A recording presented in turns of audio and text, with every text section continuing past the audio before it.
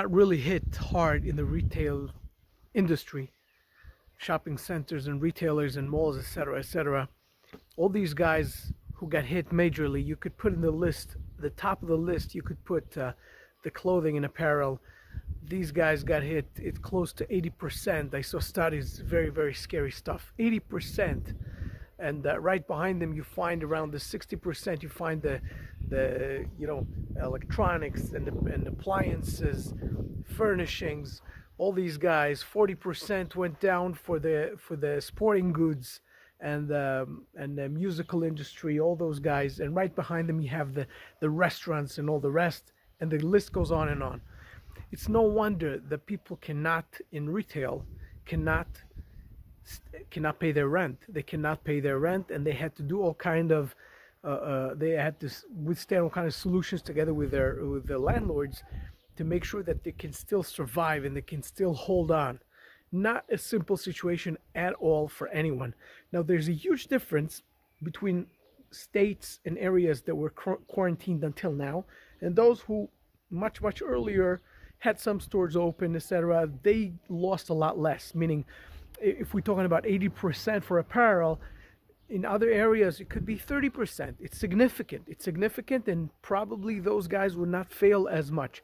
So this will have a lot to say in the future about those guys that do retail and what will happen to those shopping centers. We don't know what will happen to those shopping centers. We'll have to wait and see.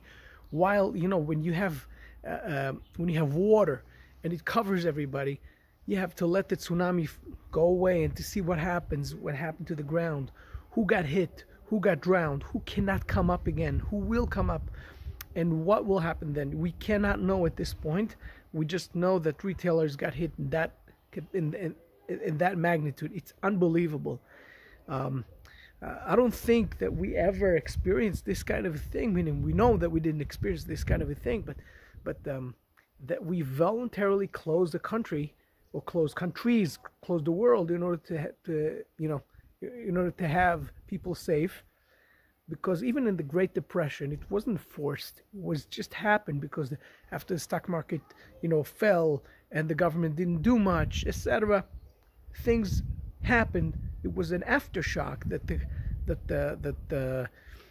the world of business started closing, the stores started closing, banks started closing. It was an aftershock. Here that was the immediate action to close everything voluntarily, not because of the economy.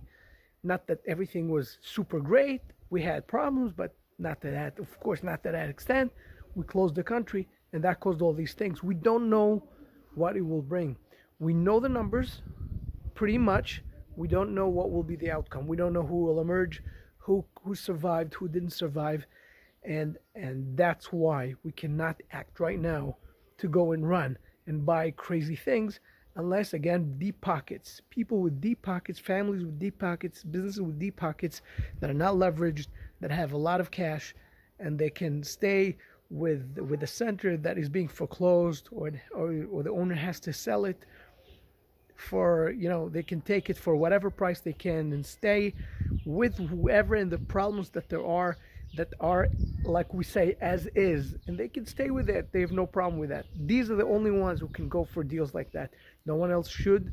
This is the time to wait and see what will happen, and because these guys are struggling for their survivals just like everybody else. And in certain businesses, like I said, apparel, sporting goods, furnishings, electronics, all these guys, major problems. You guys stay safe, take care of yourselves. Here in Israel, we're out. Hopefully in New York, I want to hear that you guys are out soon, and the rest of the world, stay safe, stay healthy.